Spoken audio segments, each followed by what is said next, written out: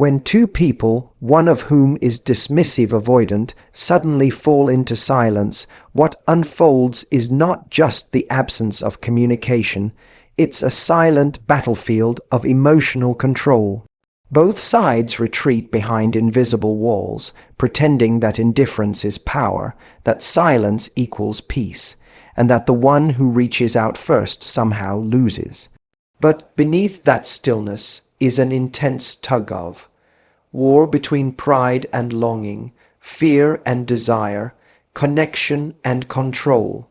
It's a psychological chess game where no one makes the first move, yet every thought revolves around what the other might be thinking, feeling, or doing. The dismissive avoidant often thrives in this environment at first. They find comfort in distance because distance has always been their form of protection. To them, silence feels safe, predictable, manageable. They convince themselves that not needing anyone makes them strong. Yet that strength is built on avoidance, a fragile illusion that begins to crack when the person who once reached out, who once gave warmth and effort, stops doing so. For the other person, the one who usually bridges the emotional gap, this silence feels unnatural, almost unbearable at first. There's an urge to break it, to restore balance, to reach out just to make things right again. But something deeper begins to stir, the realization that this silence isn't punishment, it's truth. It reveals how much emotional labor was one-sided, how much effort was spent trying to sustain something that was already pulling away. In this realization, a quiet strength starts to grow. What begins as restraint slowly turns into reflection. The desire to fix shifts into the desire to understand. Both people, now standing in their own corners, begin to sense that silence isn't just empty space, it's a mirror reflecting everything that words once covered up. The dismissive avoidant, however, views this pause differently. To them, the lack of contact confirms that independence still works as their shield. They may even feel a temporary relief, no expectations, no emotional pressure, no vulnerability required.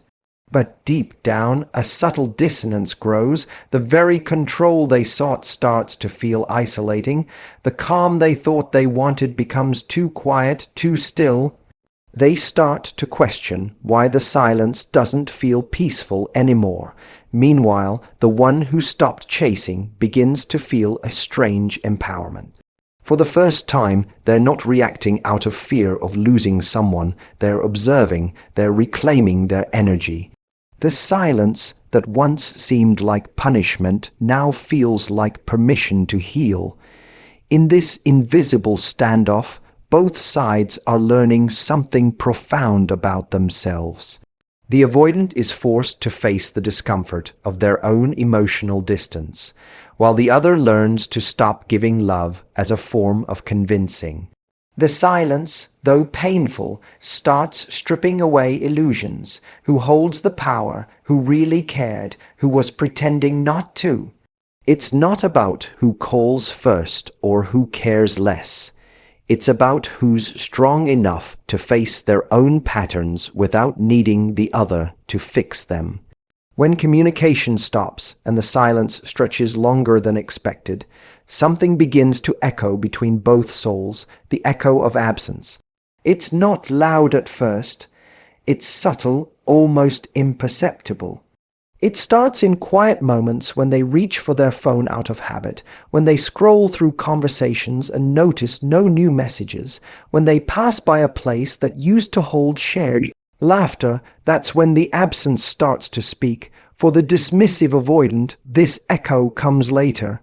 At first, they convince themselves that the silence means freedom, that finally they can breathe without emotional pressure, without the weight of expectations or the need to explain themselves. They tell themselves they're fine, that they've moved on, that detachment is peace, but as the days turn into weeks and the weeks into empty moments of routine, something shifts. The comfort of solitude begins to feel hollow, and what once felt like control begins to feel like isolation. The quiet that once soothed them starts to sting. They notice it in the smallest ways, in the lack of good morning messages, in the stillness of nights that used to feel warm with connection, in the moments they want to share something but stop. Because there's no one waiting on the other end, the absence of contact becomes more powerful than any conversation could be, because now it's not filled with noise, explanations, or blame.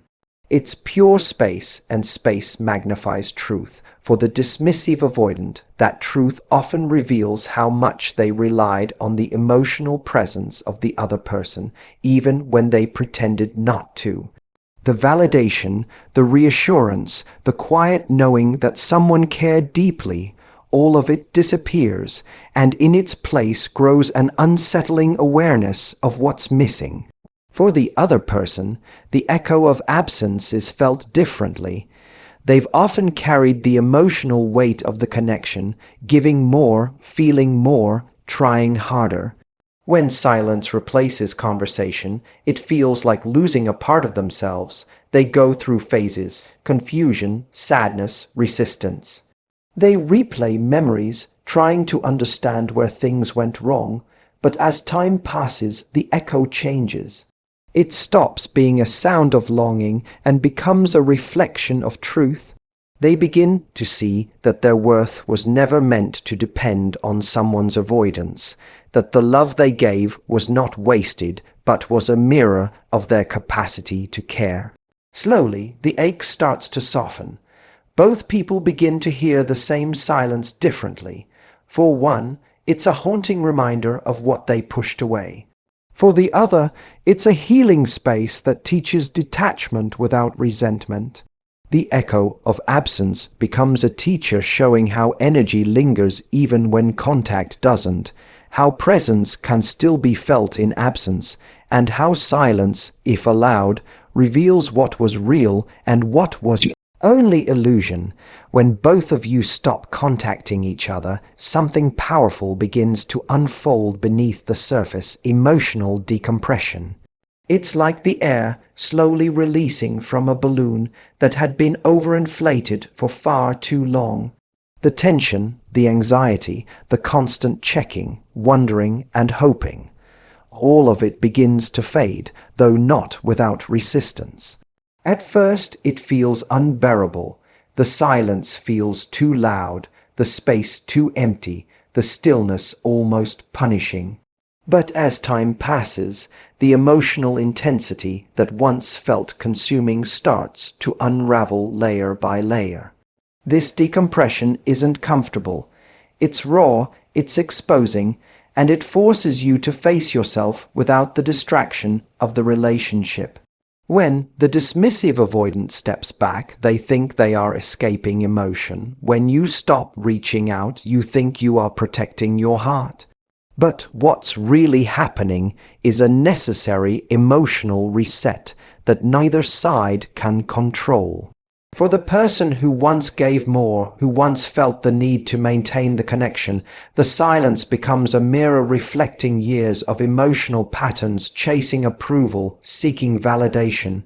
Over-explaining to be understood, you begin to feel the withdrawal like a detox, not from the person themselves, but from the emotional dependency that had unknowingly built up inside you. Each day that passes without reaching out begins to shift something inside. The need for closure starts to fade, replaced by a quiet acceptance that closure doesn't come from them. It comes from clarity within yourself. What once felt like rejection now begins to look like redirection. The discomfort starts turning into strength, because every moment you choose not to reach out, you're teaching your nervous system that you can survive without their validation, that you are capable of being whole without constant reassurance. On the other side, the dismissive avoidant experiences emotional decompression differently. For them, silence is initially comfortable, even empowering. They interpret the lack of contact as emotional space, which is what they crave most. But as time goes on, that space becomes heavier than expected. Without someone to project their fears onto, without someone's energy to balance their detachment, they start to feel the emptiness of their own avoidance. The peace they thought they wanted begins to feel lonely. They don't understand why they think about you more now than they did when you were reaching out. Their walls, which once kept them safe, begin to feel like barriers to something deeper that they can no longer access. In this period, both people are silently healing in their own way. Emotional decompression forces reflection. It creates a space where feelings are no longer hidden under constant contact or arguments. It invites awareness why you attached, why they pulled away, what you were really seeking from each other. It's a stage of quiet unraveling where you begin to separate your emotions from their actions, your worth from their attention, your peace from their presence. When distance settles in and both of you stop reaching out, something begins to shift deep within the dismissive avoidant. At first, they convince themselves that they are fine, that they don't need to think about you, that silence means they have won some invisible battle of control.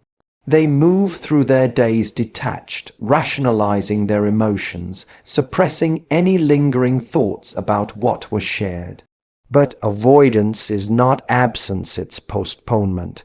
The feelings they suppress do not disappear, they simply wait. Time, which they believe will erase their connection, instead begins to reveal it. Slowly, quietly, and often unexpectedly, realization creeps in. It comes in subtle moments when they wake up and instinctively think of sending a message but stop themselves, when they scroll through social media and see something that reminds them of you, when they hear your voice in memory and feel something they can't name. The same silence that once gave them comfort now begins to unsettle them. Dismissive avoidants are skilled at staying disconnected from emotion. They have trained themselves to believe that attachment equals vulnerability and vulnerability equals danger. But when both sides withdraw, the usual emotional cycle breaks. There's no reassurance from you, no pursuit to validate their importance, no energy feeding their illusion of independence. They begin to feel the emptiness of what they once pushed away. The absence of your presence becomes more noticeable than your presence ever was. It's not about missing the routine of messages or calls. It's about missing the safety that your understanding once gave them, even if they never acknowledged it. The quiet makes them confront the very emotions they've avoided: longing, regret, curiosity, and confusion. These feelings arrive slowly, and because they're not used to processing them, they feel heavy, foreign, and sometimes unbearable. For many dismissive avoidants, this realization isn't dramatic, it's gradual. It comes like an echo from within, a persistent reminder that something meaningful was lost not because of incompatibility, but because of fear. They start questioning themselves. Why didn't I express more? Why did I push away someone who cared? Why does this silence feel heavier than expected? The mind tries to justify, but the heart begins to ache. Their emotional defenses start to feel like a cage instead of armor. The loneliness they once chose begins to lose its comfort. And while they may not immediately reach out, the awareness begins to shift something within them. They start to understand that connection doesn't weaken them, avoidance does. This hidden realization doesn't happen all at once. It's a slow awakening built from countless quiet moments where they feel the absence of your emotional energy. They begin to sense that control without connection is hollow, that distance without peace is torment. And while they may not yet act on it, deep down they begin to know the silence they thought they wanted has become the very thing they can no longer bear. When both of you finally stop reaching out, something powerful and invisible begins to take place, the shift in energy and power. What was once a dynamic of pursuit and withdrawal starts to realign itself in silence.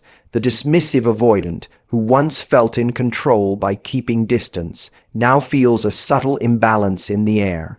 They were accustomed to you being the emotional anchor, the one who texted first, apologized first, showed care first. Your energy kept the connection alive even when they withdrew. But now, with that energy no longer being offered, a vacuum begins to form. The silence that once served them now turns into something unpredictable. They can no longer rely on your effort to restore the bond, and that realization unsettles them more than they would ever admit. For the first time, they begin to feel the weight of your absence in a way they never did when you were present. Meanwhile, on your side, the silence begins to change meaning. What once felt like rejection slowly starts to feel like power. Each day, you resist the urge to break the silence. You reclaim another piece of your energy. You begin to realize that chasing someone emotionally unavailable was not love. It was habit, fear, and longing wrapped together. The stillness that once felt unbearable becomes strangely empowering. You start to see the dynamics clearly, how much you gave, how little you received, how the constant effort to be understood drained your spirit. As this awareness deepens, you start shifting from reaction to reflection. You stop waiting for their message, stop checking your phone for a sign, and start grounding yourself in your own worth. This energetic withdrawal doesn't happen through anger or revenge. It happens through calm detachment. For the dismissive avoidant, this change is confusing. They sense something is different. They might not understand energy, but they feel it. The person who once tried to bridge every gap is now silent, composed, and distant, not out of punishment, but peace. That shift in vibration is deeply unsettling for them, because they no longer feel your emotional availability, feeding their subconscious need for control. Their calm exterior begins to crack internally. They wonder if you've truly moved on, if you've found peace, or if you've finally seen through the illusion of their emotional detachment. The very thing that once made them feel safe, your dependency, has now vanished, and they're left to face their own emptiness. In this shift, the dynamic completely reverses. You are no longer the one chasing love. You are the one radiating self-respect. Your silence speaks volumes because it's not silent at all. It's full of power, growth, and quiet self-assurance. And while the avoidant begins to feel drawn back toward your calm energy, you begin to feel drawn back toward yourself. What was once unbalanced starts to stabilize, not through reconciliation, but through energetic sovereignty, where control no longer matters because peace has taken its place. With time, the silence that once felt unbearable begins to transform into something sacred, the rebirth of emotional independence. It's a quiet metamorphosis that doesn't happen overnight. It begins in the small, unnoticeable moments when you realize you went an entire day without thinking about them. When your peace no longer depends on whether they call or not, when your mornings are no longer filled with anxiety but with clarity, the space that once felt empty now feels open, and within that openness, something profound begins to awaken, a deeper relationship with yourself. You start to see how much of your emotional energy was once invested in seeking validation, in trying to make someone stay, in trying to prove your worth through someone else's recognition. But now you're reclaiming it all. Every piece of yourself that was scattered across moments of waiting, hoping, and trying slowly finds its way back home to you. The silence becomes your teacher. It shows you that peace doesn't require permission and that healing doesn't demand closure from anyone else. The stillness you once feared becomes your sanctuary. You begin to enjoy your own company again, to rediscover the things that bring you joy, to rebuild a rhythm of life that isn't dependent on another person's emotional availability.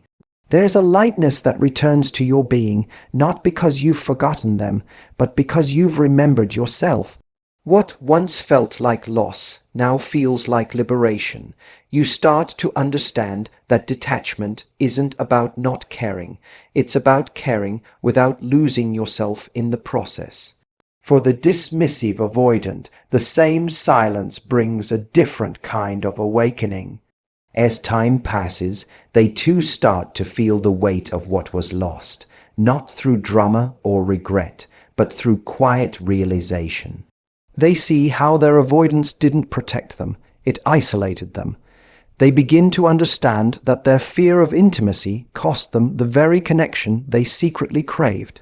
This understanding might not immediately lead to change, but it plants a seed.